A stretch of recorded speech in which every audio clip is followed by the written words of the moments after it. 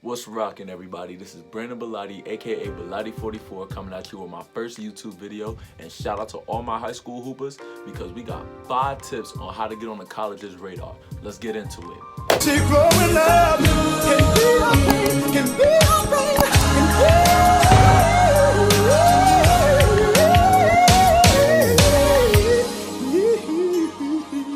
Okay, so first of all, in order to truly understand my credibility on talking about this subject, you gotta understand where I'm coming from as an athlete. So let me give you a quick little summary of my journey. I know how the recruiting process goes all too well, alright? I started high school at Tabor Academy in Marion, Massachusetts as part of the graduating class of 2016. Since I was only 17 when I graduated, I decided to reclass into the class of 2017 and attend Bull City Prep in Durham, North Carolina. I was able to earn a full junior college scholarship to Northwest Kansas Technical College. After I graduated, I was offered a full scholarship at Young Harris College, a small Division II school down in Georgia.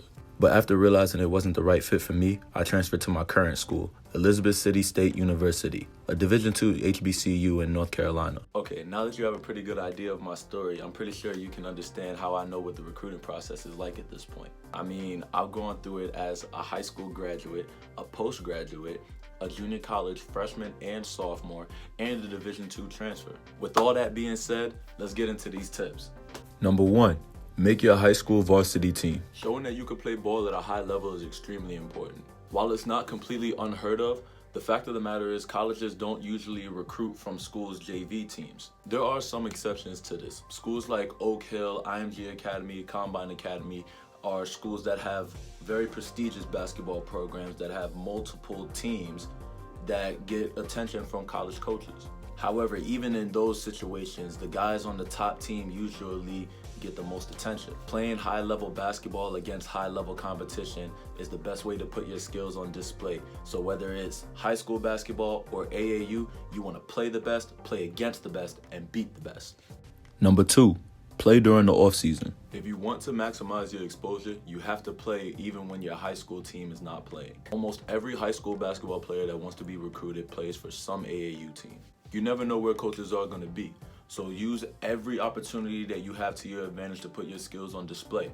This includes individual showcases, AAU basketball, summer leagues, whatever it takes. Make sure you're out there putting your skills on display, because all it takes is one moment, right placement, right time, for you to get the offer that you're chasing.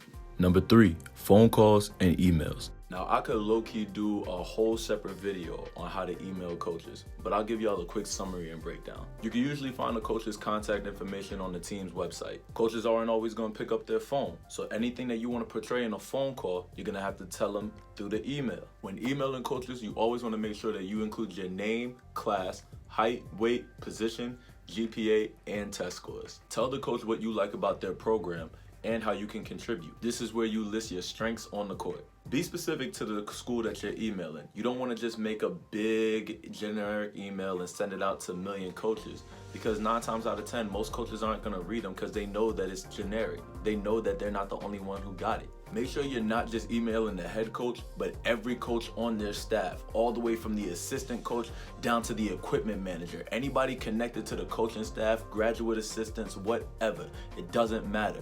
You're looking for a way in to grab anybody's attention. Always attach your highlights at the bottom of the email so they can get a good idea of how you play also. And never forget to attach your coach's contact information, whether it's your AAU coach or your high school coach. If a college coach takes genuine interest in you, he's gonna want to talk to one of your coaches to get a recommendation of how you are on and off the court. Smaller schools tend to respond to emails faster, and every coach may not read your email, but hey, it's always worth a shot. Number 4. Social media. Social media is taking over today's world in many different ways, and recruiting is no exception to it. Posting your highlights on social media and getting a buzz around your name is a great way not only to gain clout with your peers, but also get on coaches' radars who use social media. Twitter has been the best platform for this method so far, with Instagram falling close behind. So those are the 2 social media platforms that you want to focus on when it comes to contacting these coaches. With that being said, don't hesitate to slide in the coach's DM.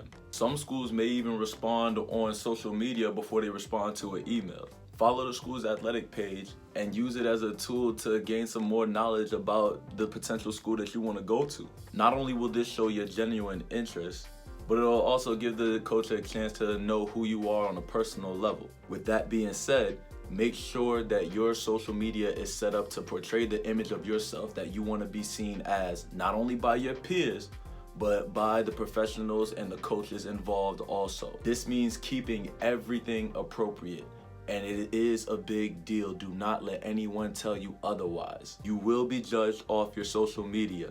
Make sure you keep it clean.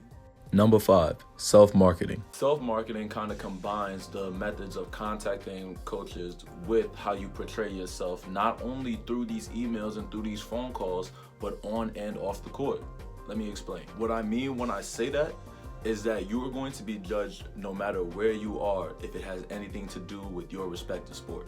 From the minute you walk into your next tournament, the eyes are going to be on you, and you have to conduct yourself in a manner that coaches are going to find acceptable. Not only is your behavior going to be judged, but you're also going to be judged as a teammate. You're going to be judged as a student. You're also going to be critiqued as a captain if you hold that role on your team.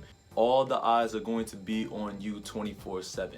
And you have to make sure that you're portraying the image not only through social media, but through your actions and behavior at all times. Understand that the people that you want to gain recognition from are looking at you as a representation not only of their program, but also their school. So you have to make sure that you're the type of person that they want to bring on board. So when that time comes and you're finally having that conversation with the coach or the recruiter or the scout or whoever, you want to make sure that you're respectful, professional, and give him a good idea of who you are. Informally also. There's a balance between the formalities and informalities when it comes to talking to a coach. Be polite and respectful, but also be you, because coaches can see when you're faking to be something that you're not. And those are the 5 tips for getting on the college coach's radar. Let me know what you think of the video in the comments, and comment what you want to see next. Like and subscribe for more content. Peace, love, and happiness to everybody.